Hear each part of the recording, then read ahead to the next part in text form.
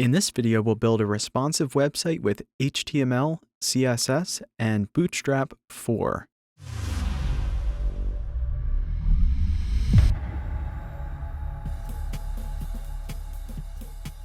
Okay guys, so before we get started by checking out the files that I'm going to include in the video description for us to get started with the tutorial, let's take a look at the website design that we're going to be developing in this video. My goal for this video is to get up to 100 likes, and if you end up liking this video, please remember to subscribe and turn on your notifications for new tutorials. Now let's take a look at the Nest theme design from the top of the website. So on the upper left-hand corner, we have the logo. Then on the right, we have the navigation that's going to turn into the drop-down navigation on mobile that we see right here. And the navigation will change into the drop-down menu version at 768 pixels. But if you add more navigation menu links, I'm going to show you how you can make it collapse at a wider screen size. Then scrolling down, we have the fixed background image landing page, and the fixed background landing page will work just as well on mobile devices and tablets as you see on the right here. Then underneath the landing page, if we scroll down, we're going to see some content that I included for us already in the files that will get us started. And this is going to be a link to the courses page on my website at w3newbie.com, where you can see the complete 4+ hour course on the Nest theme, as well as the themes that I have there available. And when we get down to the About section of the website, you'll notice that the navigation menu color is going to change because we're going to be using a feature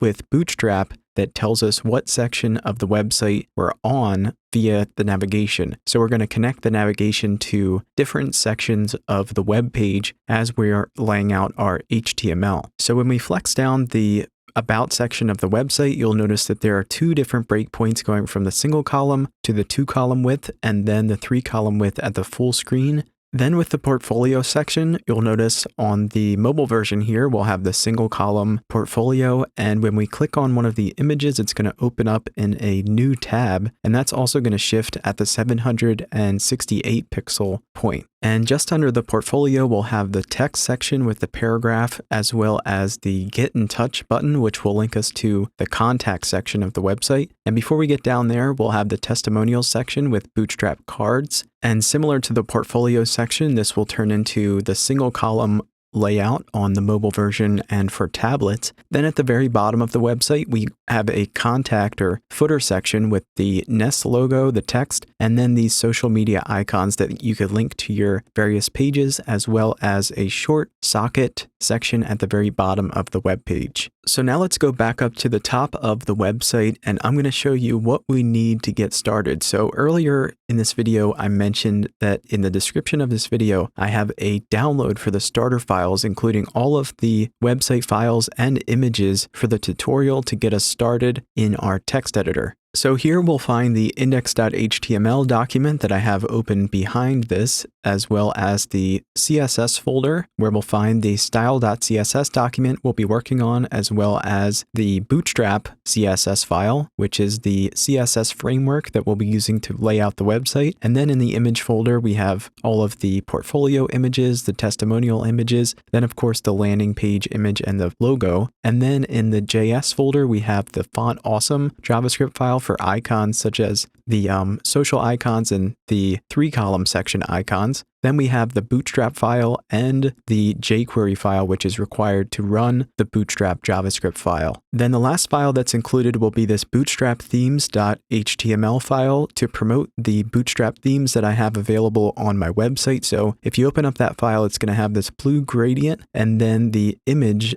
of the themes, which will scale, as well as a link to where all of the themes can be seen. So before we dive into the index.html file, I want to mention that on the resources page of my website, I have a lesson on the text editor that we're going to be using, which is the free program called Visual Studio Code. So I have it open here in the background. And if you go over to w3newbie.com/resources, you'll see this Visual Studio Code text editor lesson where you can see the different extensions that I use, which are the Eagle Organic Next for the color layout, as well as the Live Server extension, and all of the settings that I have here, which in the video you'll see how to import all of my settings into Visual Studio Code in just a few minutes. All right, so now let's go over to Visual Studio Code and see what's already included for us inside of index.html and style.css. First, I'm going to open up the live server. So in the lower right-hand corner, I'm just going to dispose of the last live server session and click live server.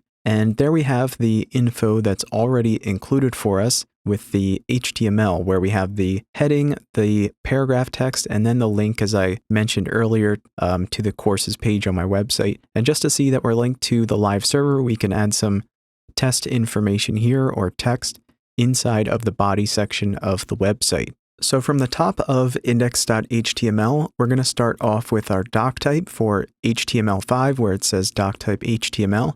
Then we have our language type English for the HTML tag. And then inside of the head section, we have char set UTF-8, which is the standard character set for numbers and letters on the internet. And then we have a viewport device with initial scale 1 for mobile devices, followed by the meta tag for the Internet Explorer and Microsoft Edge compatibility. And then we have the title of the website where it says Nest Responsive Bootstrap Theme, as well as the fave icon. And with fave icon images, you can use ICO, PNG, or JPG. So if we look at that in the images folder, you'll see the little fave icon.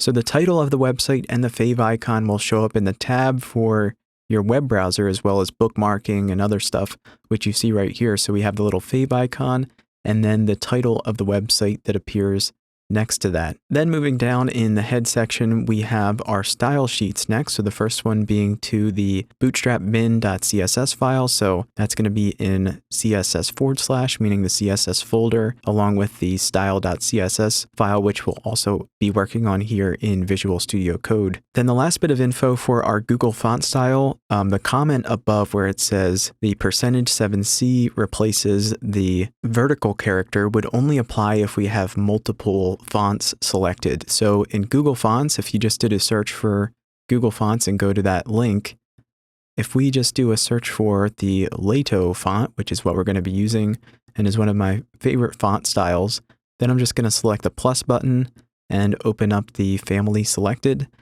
And this is going to be the link that we'd add, or that's already added for us, with some customization. So with the light font and the bold font, in addition to the regular 400 font weight. So we would just copy that and then copy this for the style.css sheet. So before we go over what's included in the body of the website for us with the HTML and the different tags, let's go down to the bottom of the body to see the JavaScript files that we're linking to, which are the Font Awesome, Bootstrap, and jQuery files. So these would be inside of the JS file.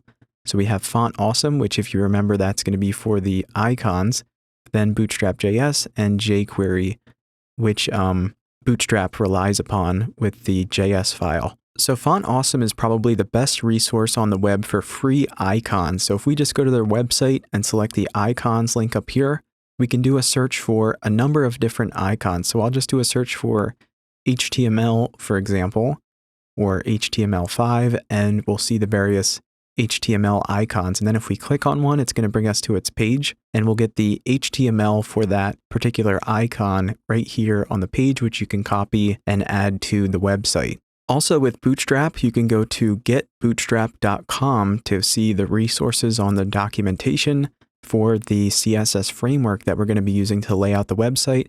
And I may reference this a couple of times throughout the video, but as I mentioned previously, I do have courses on building Bootstrap websites that will be much more in depth in terms of going over the documentation. Now let's briefly go over to style.css and see what's already included for us in that file. So at the top of style.css, you're going to see that there's something called padding env safe area inset. And this is a style declaration that will make it so the website will fill up the spaces off to the sides of devices such as the iPhone 10 and above, where it has the gaps normally on the edges of the screen when you visit websites. Then we have our font family and color selected for the body section of the website. And moving down the page, we'll see that we have some comments and a media query started for the mobile device widths, as well as the Bootstrap breakpoints for different screen widths, which we'll be referencing throughout the video with the medium screen, large screen, and small screen widths where the website changes its layout. Then at the very bottom of the website, we're going to have some CSS included for us already to make sure that the fixed image background landing page displays properly on mobile phones and tablets. So I'm not going to go about explaining this CSS right here, which is really specific for iPhones and iPads, but I do explain it in my course. Okay, so moving back over to index.html, here in the body section of the website, we're going to have that feature called Bootstrap Scrollspy, which will let us know which section of the website we're navigating over based on the navigation menu links. So here in the documentation, you can check out Bootstrap Scrollspy along with their example, which you see the little navigation menu here changing as you scroll down the page, and you can use that to link to different sections of the page like we will with our website here. So each section of the website will be represented by a div ID that the navigation will link to, and that Bootstrap Scrollspy will recognize and know to light up that navigation menu link. So for example, the home section, when we're hovering over any content down to the bottom of the landing page, it'll know to light up the home navigation link. And then for the about page, for example, it's going to cover all of the information down to the portfolio section. So we're going to link the data target ID to the navigation ID. So that data target ID that we see there is the actual ID that we're going to give to the navigation in just a few minutes. So let's get started on the navigation bar right now. So the nav bar that you're seeing at the top of the page, the entire fixed bar, we're going to have inside of a single nav tag. So we're going to use that nav tag here, and then we're going to give it its first class, which is just called Navbar with Bootstrap. Then to make the links display in a light color on top of the dark navbar that we're going to add, we're just going to use the class navbar-dark.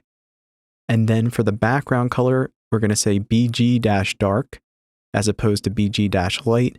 And then we're going to have the navigation expand from the mobile version to the full width version at 768 pixels, which is the medium screen width with Bootstrap. So in our breakpoints here, we'll look to MD, which is the 768 mark. So we'll say navbar-expand-MD. And then as we know from looking at the layout of the website, we're going to have it fixed at the top of the screen. So we'll use a Bootstrap class called fixed-top, which will keep it fixed there at the top on mobile and at the full width layout. So now if we save the file and take a look at the live version in Google Chrome, we're going to start to see the navbar at the top with the dark background representing the bg-dark class. So next, let's add the logo to our navbar. And our logo is going to be wrapped in a link. So we'll use the A or anchor text tag. And then the class for the logo is going to be navbar-brand. And inside of that, we'll have our image. So you can link this to your web page if you're making a single page website, or you can just do index.html or a hashtag just to link back to the same page if it's a one-page website. And you can use target_blank if you want to open that up in a new tab. I'm just going to use index.html since it's just a one-page website here. And then the logo image is going to be inside of the image folder. So we'll go into img/ and then nest.png. So I'll just write img, and then here in Visual Studio Code, it's going to already display the images for us. So if we save the file and look at it in Google Chrome, we're going to see the logo at the top of the page there, and we'll be resizing it in the CSS in just a couple of minutes. And then optionally with our images, we can add alternative text. So we can just write logo in case for some reason the logo doesn't show up. And then you can add a title if you want. So if we hover over the image for long enough, you'll see the logo text appear underneath that. And I'll leave that up to you. We're not going to do that for the rest of the images throughout the tutorial. So the next thing that we're going to do is we're going to add the open and collapse drop-down button for the navigation menu. So we're going to put that inside of a button tag, and we're going to give this a class called navbar-toggler. And inside of this, we're going to have a span tag. And the span tag is going to have a class called navbar-toggler-icon, which will give us the little hamburger menu icon that appears inside of the button. Then in order for the navbar toggler icon to open and close, what we're going to need to do is add some additional information so Bootstrap's JavaScript file knows what to do with it. So we're going to say type button, and then we're going to add data-toggle, and then collapse, which will open and collapse using the Bootstrap JavaScript library. And then we're going to link this to the navigation ID, which will also be linking the Bootstrap Scrollspy feature to. So this is going to be the ID for the class that wraps around the unordered list and list item links for the navigation. So now we can add the div class that wraps around the unordered list. So I'm going to create a space here, and this is going to be a class that's called collapse. So we're going to say div.collapse and then navbar-collapse. And then we can reference that ID, navbar responsive. And the reason for the capital R is just because it's next to an R. You don't need to use the camel capital letters here if you don't want to. And then inside of that, we're going to have our unordered list with a class called navbar-nav, which will contain our list items and links inside of it. And we're also going to give this a class to position the navbar off to the right. So we're going to use a class called mlAuto, or margin left auto, which will position it to the right. If we used mrAuto, it would position it to the left, and mxAuto would put our navigation links in the center of the navbar. So with that, we have the button and Bootstrap Scrollspy set up with the ID navbar responsive. And now we can move forward with adding our unordered list items, which will contain the links. So I'm going to write li.nav-item, and we're going to have 5 different list items. So I'm going to write times 5 for the 5 navigation menu links. And then inside of that, we're going to have our links with a class called nav-link. So then if we hit enter, there we have our 5 list items with a tag or anchor text tag for the navigation links inside of each list item. So let's start off with the home list item, and that's going to be linking to the home ID. So with IDs, as you know, we're going to use a hashtag. So all we need to write is hashtag home for our link for that navigation menu link to link us to that section of the website. Then we'll also need to add the text that we want to display. So I'll just write home. And now if we save it and take a look in Chrome, we'll have our first navigation menu link lit up. And since it's the only one, it's going to appear white right now. So if we added a second one with about, Bootstrap Scrollspy is going to light up the second link. It's always going to light up the last one if we don't have any content yet inside of the IDs. So let's add the third one, which is the portfolio link and ID. And then we have the testimonials ID and the link text. And then lastly, we have the contact or footer section of the website. And then I'll save it, and let's take a look here in Chrome. So the testimonials link, I messed up and misplaced the text. So that's got to be in between the A tag, opening and closing tags. Okay, so there we have all 5 of our navigation menu links. So now that we have these set up, I'm going to go back into the HTML, and I'm just going to put the list items on a different line from the links before we get started on the landing page. So I'm just going to drop down one line here to clean this up a little bit. And then I'll just do the same with the closing list item tag. So now let's get started on the landing page. And as I mentioned earlier, and we saw in style.css, we already have a couple of classes laid out for us for the styling of the landing page. So we're going to reference those classes inside of our HTML right now. So that's going to be the landing class, home wrap, and home inner. So we'll have the landing on the outside and home inner on the very inside. So let's reference that with the div class landing, and inside of that we'll have div class home wrap, and then div class home dash inner.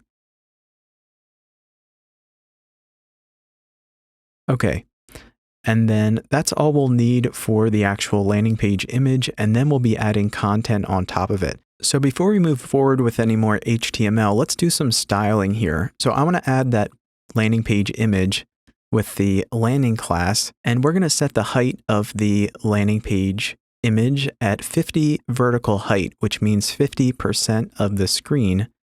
And let's add the background image next, which is going to be the home inner class. So I'll write home inner, and then we'll use the background image style declaration. And then we'll add URL, and in parentheses, we'll add the landing page image. So we're going to use ... / because we'll need to back out of the CSS file to get into the image file. So we'll use ... / to back out of it. And then we can go into the image file after that and reach the landing.jpg file for the background image. And just make sure that you add the single quotes around the image URL here. And now if we save it, we'll start to see the background image. So as you can see, it's only displaying at 50% of the screen, so you can adjust the height here. And I wanted to show you that so you know that it doesn't have to be 100. You can add 90 vertical height, for example, or you can add more than 100, and that's up to you. So now that we have that set, let's add fixed for the position instead of a relative position, and then our content beneath it will scroll on top of the background image as we scroll down the web page. So before we add the content on top of the landing page, let's style our navigation next. So let's go over to index.html, and the first thing that we're going to style is going to be the Navbar image. So we're going to reference the Navbar brand class, and we're going to change the height of the image inside of it. So if we just reference the Navbar-brand and made the height 2 rem, which is 32 pixels, so 1 rem equals 16 pixels, you'll see that the navbar will drop in size, but the image won't. So if we drop the image itself, the navbar will respond to the image height and it'll fit in there nicely. But we're also just going to add a little bit of padding around it to make a tiny bit more spacing, and you can adjust it how you want around the image. So let's reference the actual navbar class next. And we'll actually reference the navbar dark class. This way we don't have to override the navbar classes with certain style declarations that we'll add. So let's add that additional padding. So we'll add 0.6 rem padding top bottom, which is about 10 pixels or 9 pixels, and then 1 rem left right, which is 16 pixels to add a little bit of additional space. And then we're going to reduce the font size slightly to 0.9 rem from 1 rem, and then we're also going to give it a bold font weight.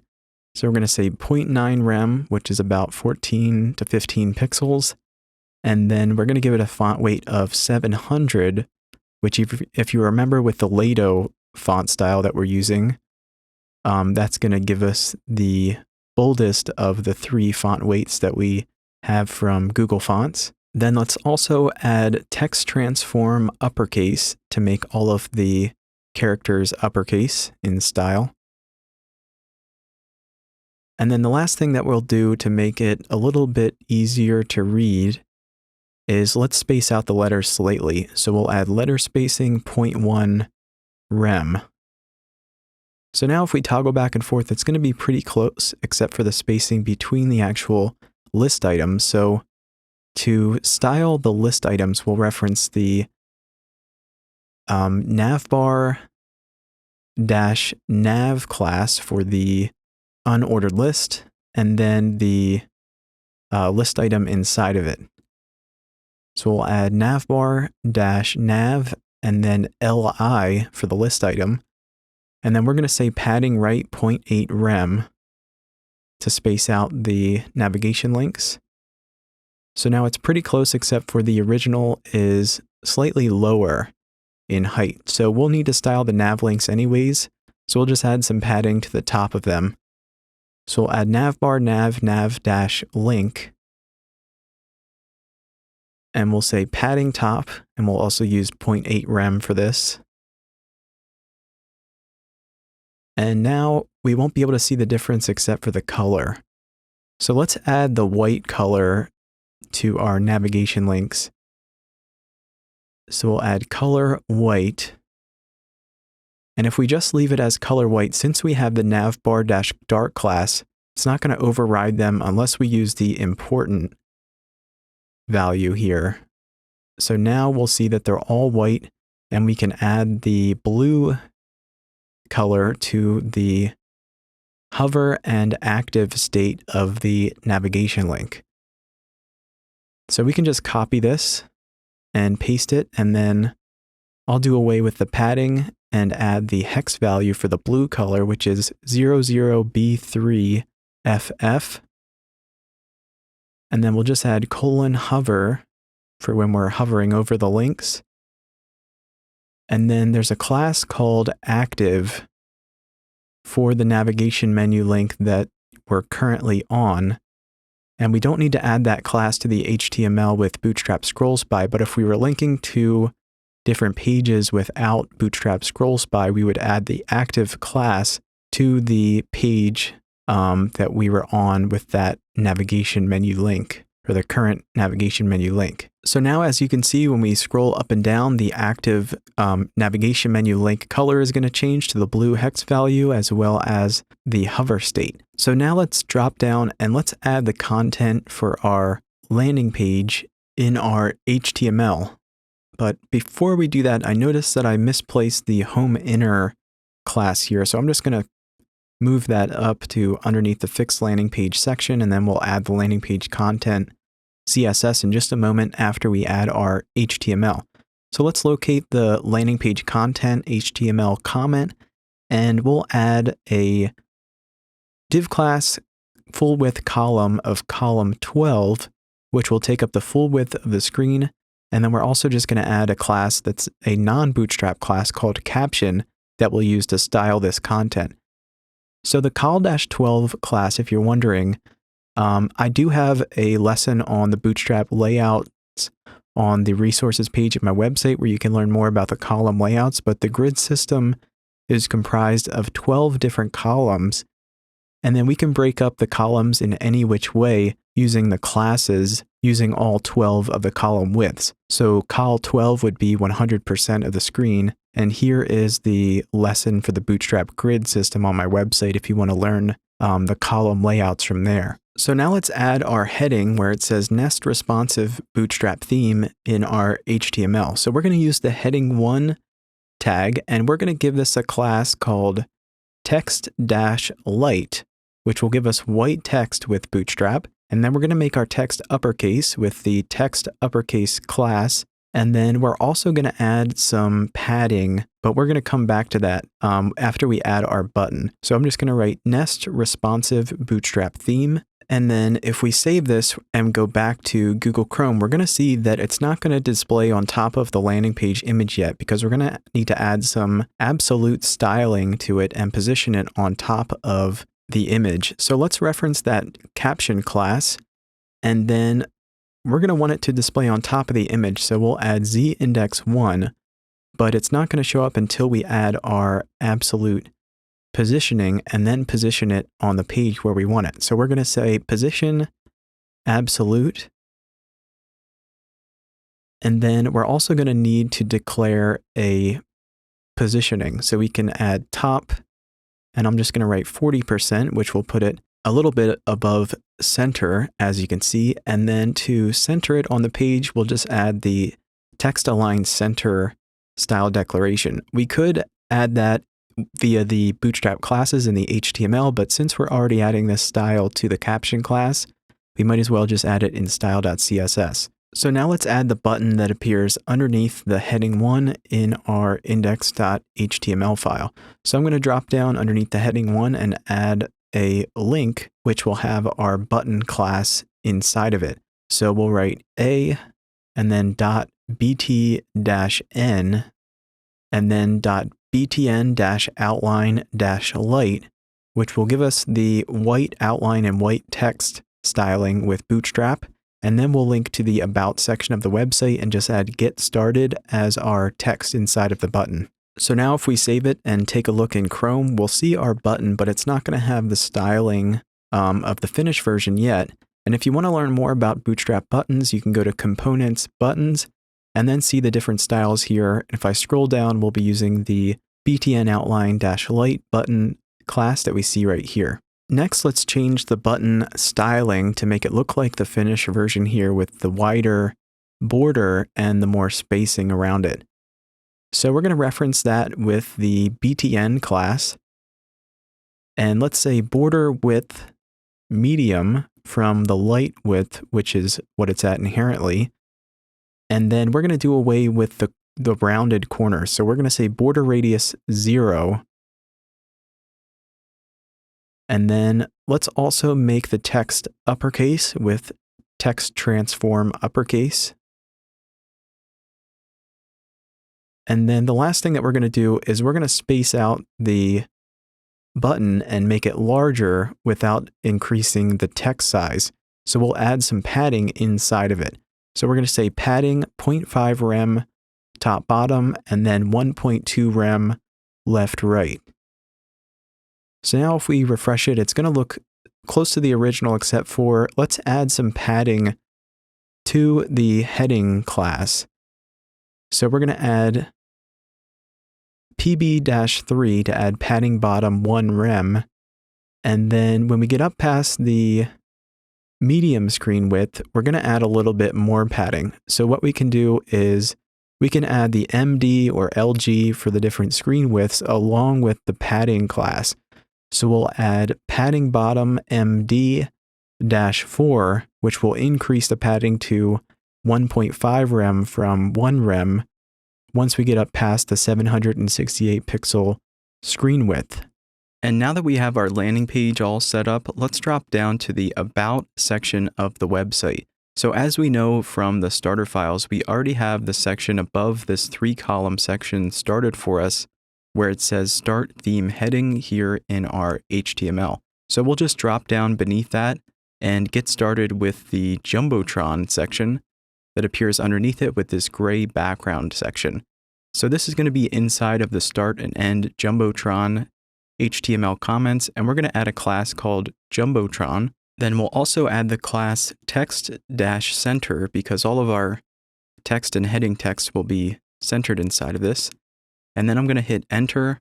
And if we go over to the live version in Google Chrome, what we're going to see is the gray background section. And with the Jumbotron class with Bootstrap, it adds a lot of padding on the top and bottom and this margin with the white space on the bottom that we're seeing. So we're going to reduce the padding to 1.5 rem with pt-5, padding top 5.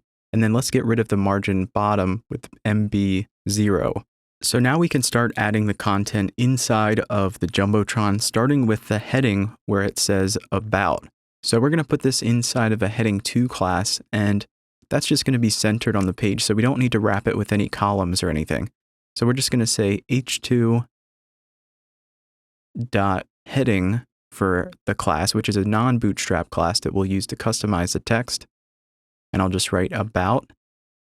And now if we go take a look, there we have our about text centered inside of the Jumbotron.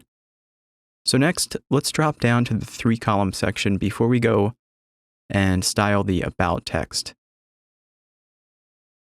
So I'm going to drop down and create a new comment saying that this is the start of our row, and we're going to add our div class row, and then we're also going to add a Bootstrap class to center the columns that aren't taking up the full width of the page. So we're going to use a class called Justify Content Center. This way, when we flex it down, that column underneath is centered instead of being pushed off to the left. So as I said, this is going to be a class called Justify-Content-Center. And then let's also add some additional margin to the top of the row to separate it from the about text. So I'm going to say MT-5 for margin top 2 rem. It's actually MT-4 would be for 1.5 rem, but 5 is for 2 rem. So now we can drop down and start adding the columns for the 3-column section. And with the 3-column section, we're going to have 2 different breakpoints for each column. So we're going to have a medium screen breakpoint. So we'll just start this off with the div class col-md. And at the medium screen width, it's going to take up half of the screen, which would be 6 out of the 12 available columns for col-md-6. And then once we get up to the large screen width, which is 992 pixels, we're going to move up to the 3-column layout. So we would use 4 out of the 12 columns. So we go from 768 to 992 at the large screen width. And we're also going to add a class that we'll just call about. This way we can target the Font Awesome icons and make them blue later using that class. And then the last thing that we're going to do is we're going to add some padding to the bottom. So we'll add PB-4, so that's 0.5 rem space on the small screens. And then once we get up to the large screen with the 3-column layout, let's reduce that padding on the bottom to half a rem. So a PB-4 is 1.5 rem and PB-2 is half. Now we can start laying out the content, starting with the Font Awesome icon. So if we just go over to Font Awesome and do a search for desktop, we'll see the desktop icon, and that's going to have a class of FASFA-desktop. So we can just copy that and paste it in here. And then if we save it and take a look in Google Chrome, we're going to see the icon, but it's going to be the original size. So we're going to scale that up to 3 times the size with FA-3X, which is a Font Awesome class, which will take care of the sizing for us.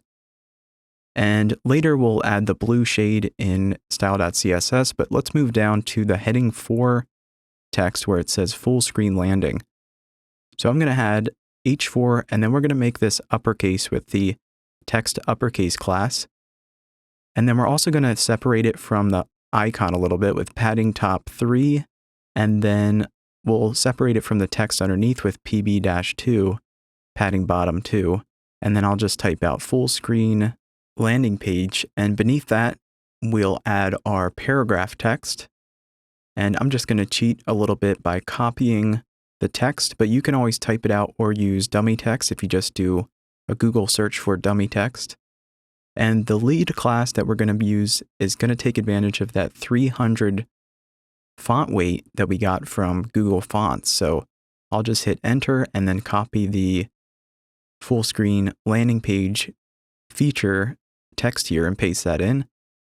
And now if we save it and take a look in Google Chrome, there we have our first of the 3 columns. So to save us some time, instead of typing everything out, we're just going to copy this first column, and then we can change the icon and the text inside of our classes. So I'll just copy and paste this twice, and now we'll start to see the shape of our 3 columns take form as we flex the window down, similar to the finished version, except for the styling that we'll add in a minute or so. So let's change the icon and the text. I'm going to change this to smooth scrolling, which is what the completed course version and finished theme version has for the Nest theme, smooth scrolling to links using the navigation and other links throughout the website. And then I'll change this to the smooth scrolling to links text and then the contact form text, which the completed theme has as well. And now that we have that set, let's change the icons to the down arrow. So this one is going to be the class fa-arrow-circle-down. And then we can leave it with the 3 times the size. And then the last one is just going to be fa-address card. And when you add icons, make sure you check if it's FAS or FAB, because some of them have different starting characters to the classes. So now let's move over to style.css and style the about text, and then we'll give the icons their color. So I'm going to go over to style.css and drop down to where it says Scrollspy offset, which we'll add the CSS for separately. And we're going to reference the heading class that we gave to the heading 2 for the about text. So we're just going to say period for the class and then heading. And we're going to make this text uppercase. And we're going to give this a font weight of 700, which is bold. And then we're also going to add some padding to the bottom to separate it from the 3 columns a little bit more with padding bottom 1 rem.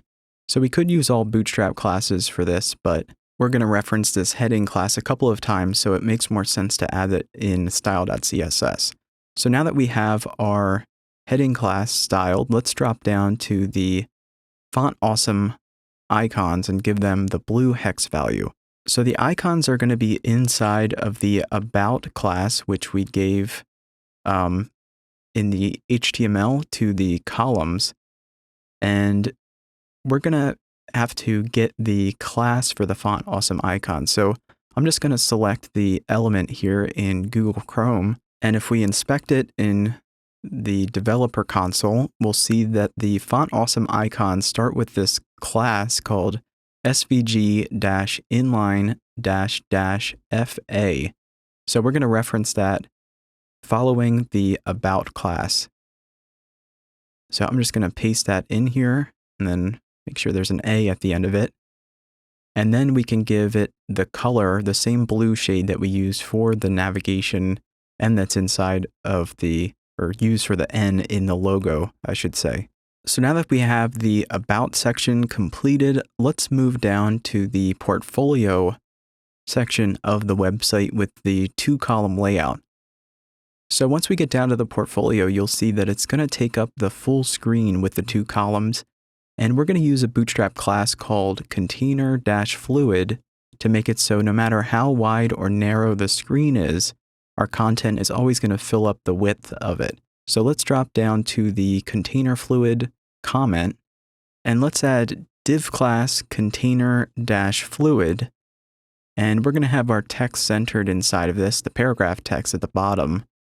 So we'll add text center, and then we're going to add some vertical padding on the y-axis of 2 rem on the top and bottom. So we'll add py-5, and then we're going to take away any margin that's on the sides of the container fluid class with mx-0 for the horizontal x-axis. And then we can add the heading for the portfolio section with the h2.heading class. And if you remember, this is already styled from the about section. So once we add that, we'll see that it's going to have the same look as the about text already. And now we can add our row for the portfolio columns. So before we add the row, I'm going to create an HTML comment here saying this is the start of the portfolio row. And then I'm just going to copy this and paste it underneath for the ending HTML comment. And then we can add our div class row. So I'll write div.row, or you can just add .row. And then we're going to add some padding to the top of this with pt-4 for 1.5 rem. And then we can add our columns. So the columns in the portfolio section will make their change or breakpoint at the medium screen width up to half of the screen. So we'll say column D6, and then we're not going to have any padding in between the images. So we'll add P0, And then we're going to give them a class called portfolio-item.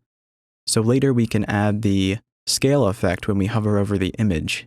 So if I just show you, which you've probably seen before, when we hover over the images, they're going to scale, but they're going to stay within the column.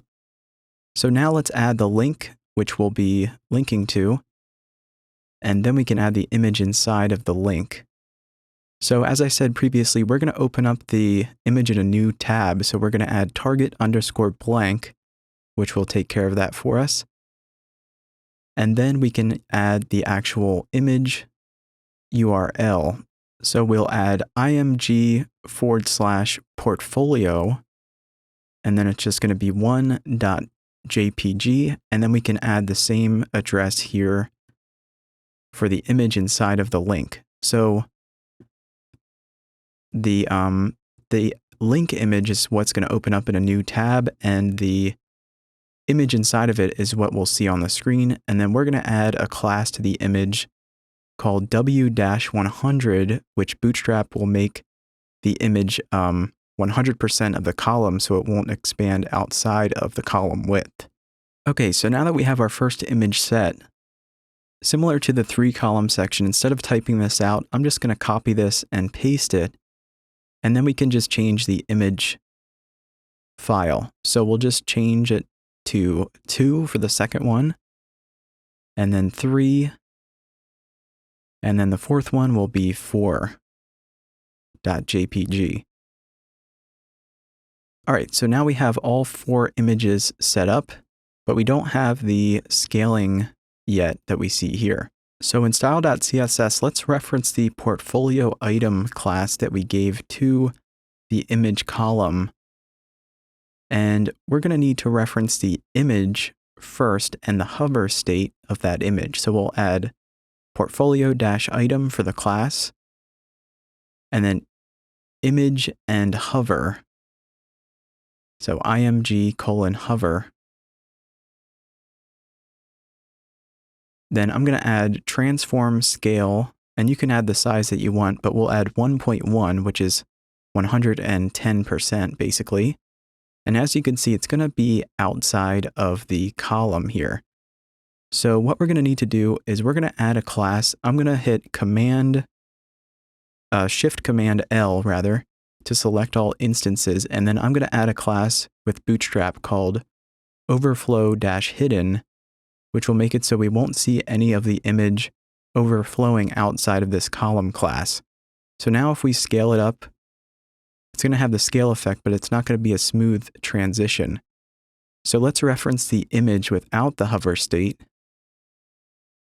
and we're going to add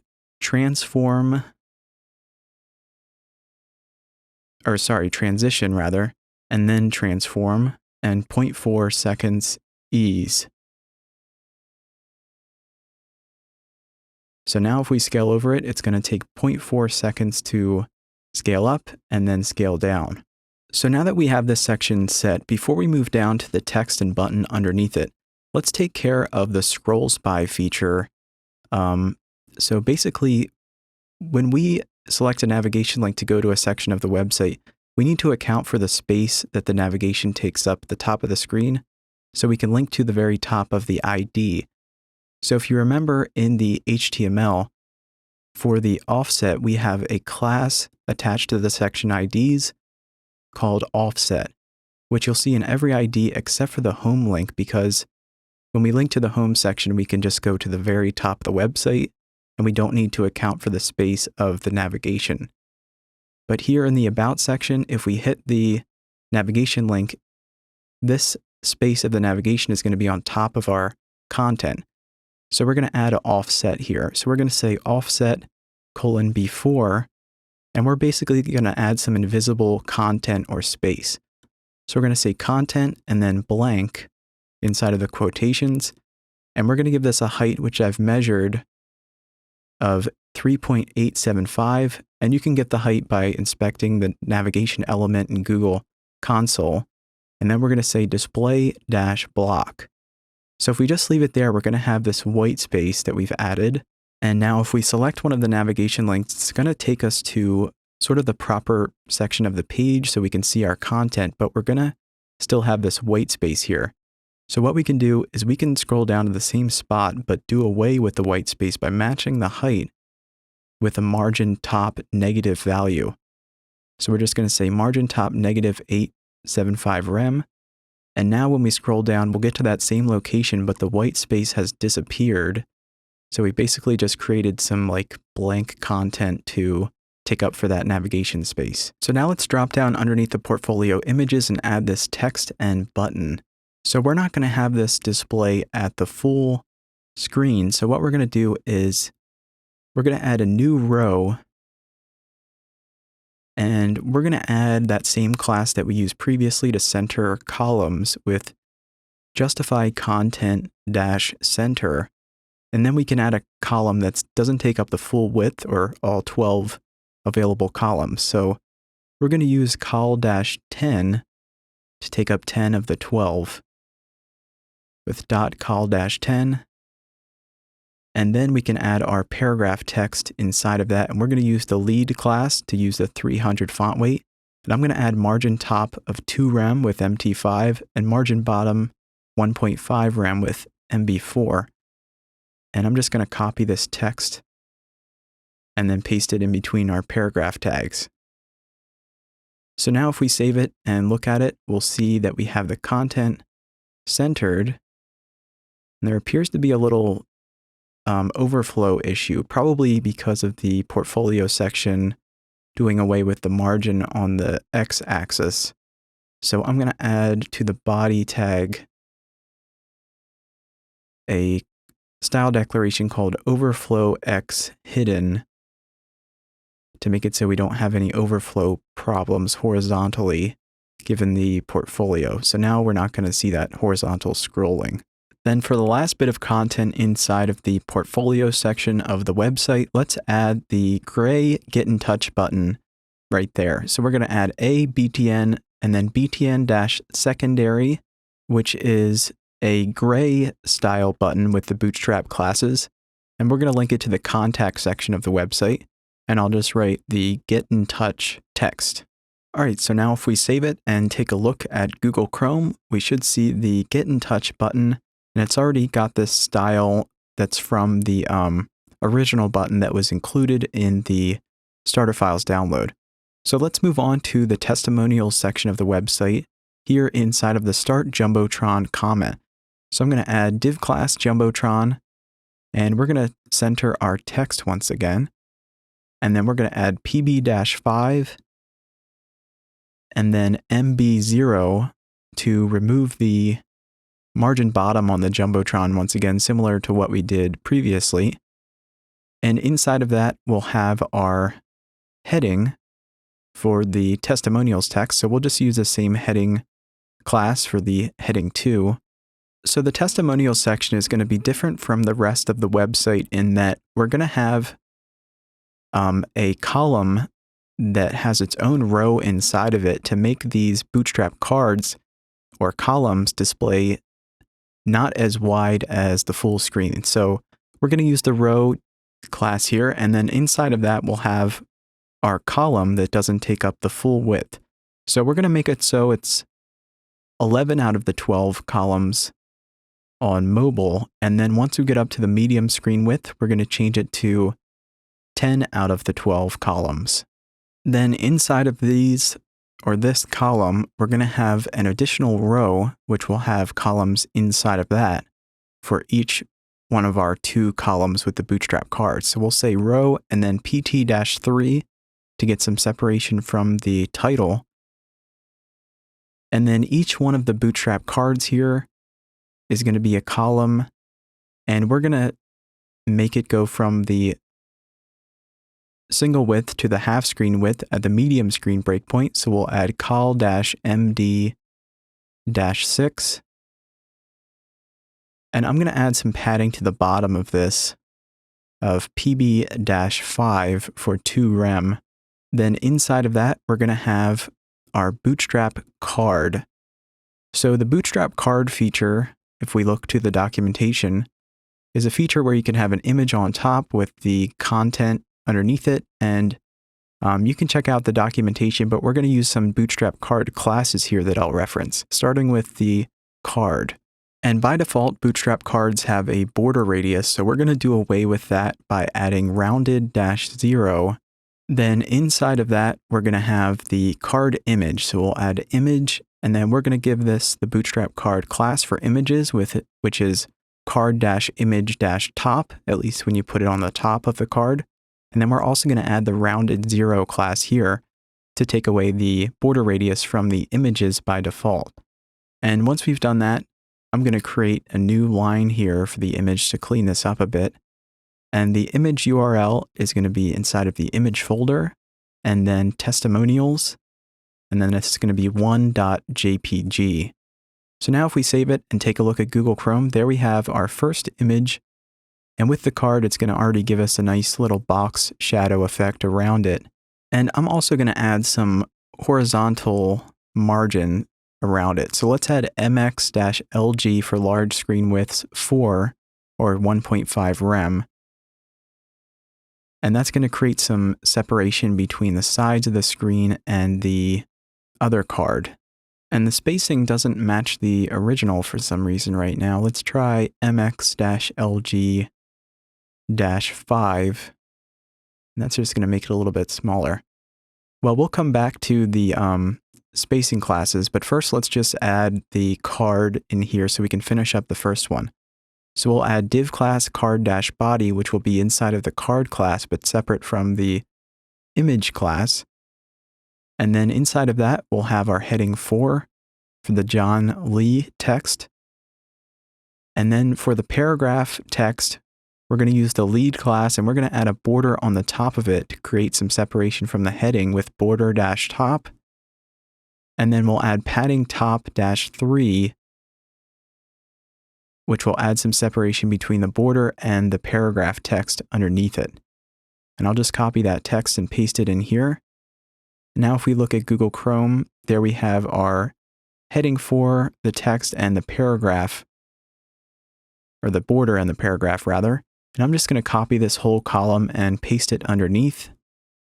And then we'll take a look at the spacing. So I forgot the justify content center class, and now that we've done that, that's going to look a little bit better.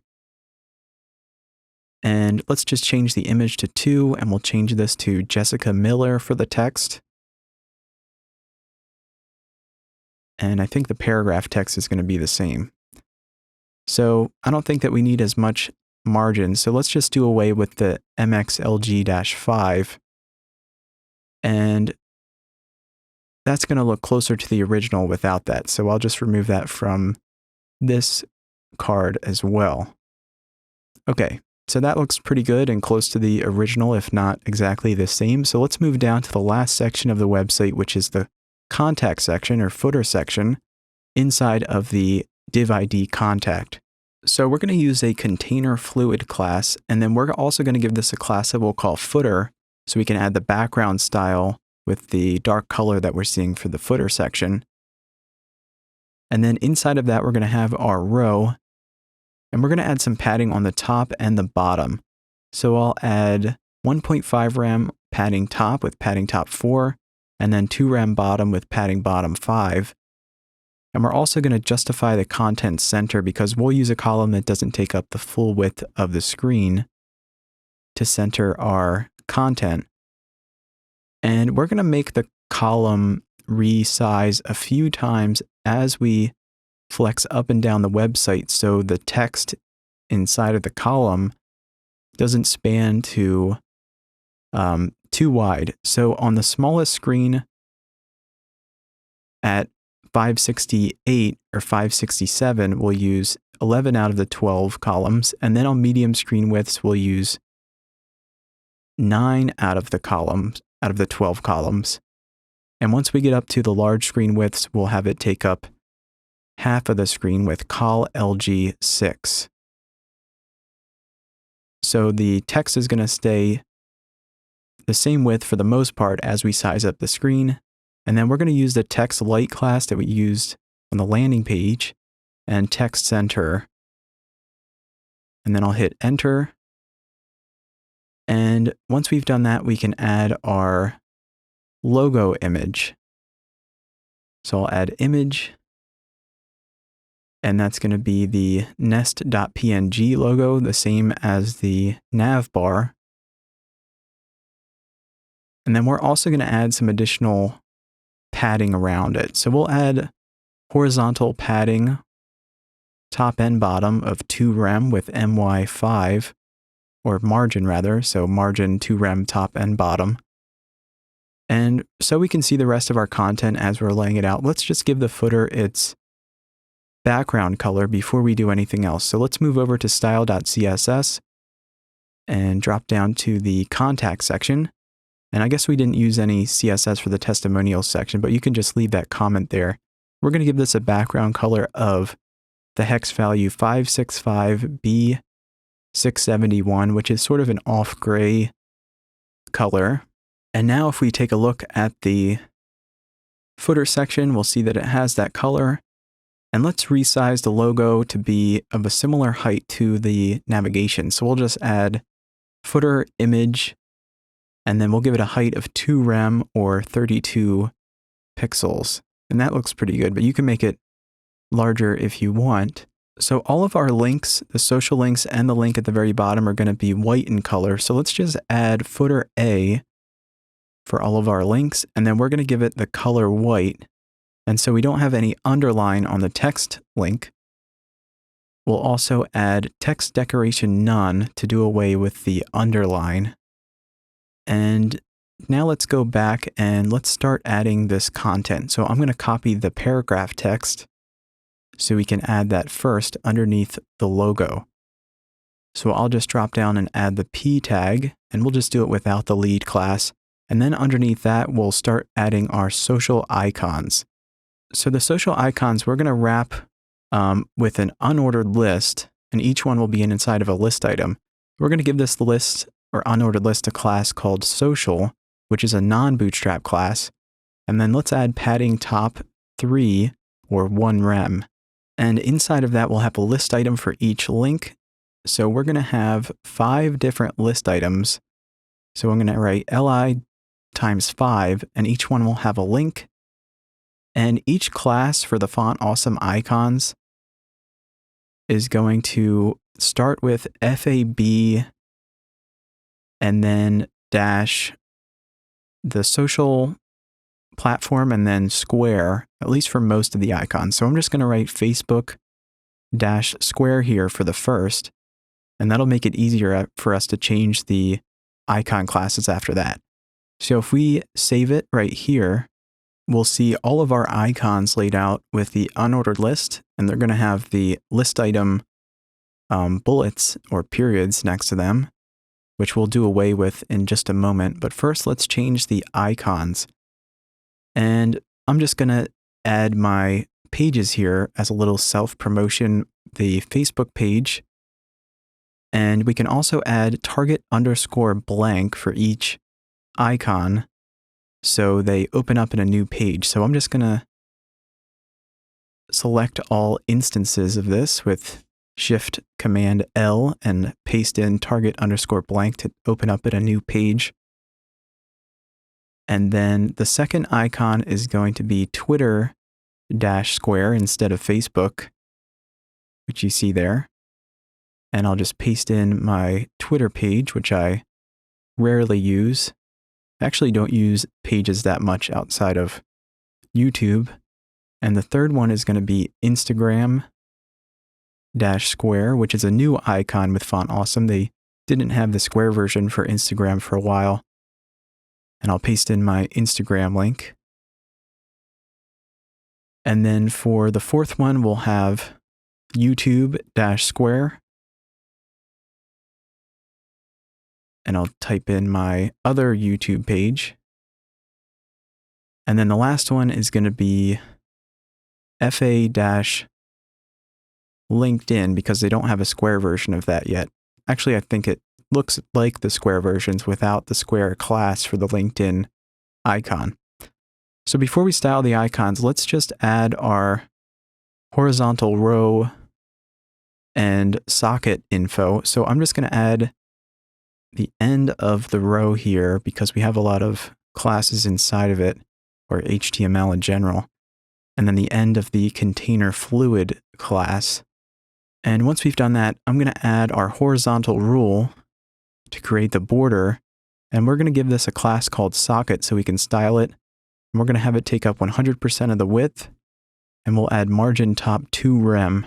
Then for the copyright text at the bottom, we'll put that inside of a paragraph tag, and we're going to make it so there's 0 margin on the bottom of the paragraph. And we're also going to make our text light or white in color. And then we'll use the character symbol for the copyright symbol, which is ampersand copy semicolon. And then I'm going to link to my website here. And then I'll just add target underscore blank to open up in a new tab. And then I'll just write w3newbie.com in between the link tags, so that's the actual link. Okay, so now we can see the border a little bit, but we're not able to see the same color. So we'll need to add some styling to the horizontal rule as well as the social icons. So let's move over to style.css, and we'll want to target the social class that we reference, which I said is a non-bootstrap class. And that's going to be inside of our unordered list. So we'll add ul.social, and we're going to do away with the bullet points with list style type none. And then to get them to display inline, instead of using display inline or display inline block, we're going to use display flex. This way, when we use the mouse over top of them, we're not going to have the I symbol in between. And then we're going to add padding 0 and margin 0 auto to center our unordered list.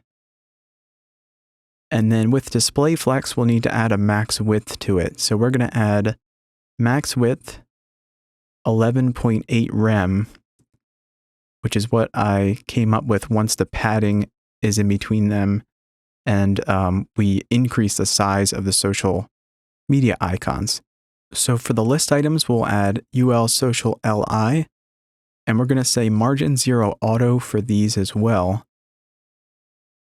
And then for good measure, we can add display inline, and then we'll add padding right to add some separation, even though when we use margin 0 auto, it kind of takes care of that for us already.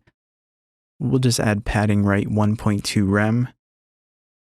And then instead of using the font awesome class, we're going to add a specific font size for these. So we'll reference the footer class and then that same SVG inline FA class for the font awesome icons. So we can just copy that from the about section and change this to footer and add hover. And this is going to take care of that blue shade when we hover over them. And then we'll add the size of the icon separately without the hover pseudo class. So we can just copy this and I'll put it above it. And we'll add font size 1.6 rem. Okay, so there we have our social icons. And the last thing that we'll style for the full width will just be the horizontal rule socket class that we added to give the border some color. So we can just reference hr.socket for that class. And then let's change the border top color and width to 0.2 rem solid, and the hex value is 666B71, which is sort of a off gray shade. Okay, so that looks pretty good. And that does it for all of the full width styling. So when we flex the website down, I'm just going to open up a responsive website tester here. So if I look at it in the iPhone 7 portrait version, we'll see that some of the text is quite large and it's sort of further down the screen than we might want it. So aside from the caption at the very top of the website, everything else looks pretty good and still fits into the mobile layout. So what we're going to do is we're going to change the height of the caption on the landing page, And we're going to change it from the top 40% down to closer to 30%. So we're going to add dot caption, and we can do away with all the other declarations other than the top positioning. And I'm just going to add 34%.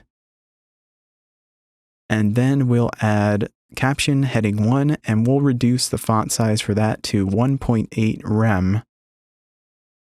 So now if we take a look at it on mobile, we're going to see that the text for the landing page fits in nicer, and it's going to be a little further up the screen, which I think looks better on mobile.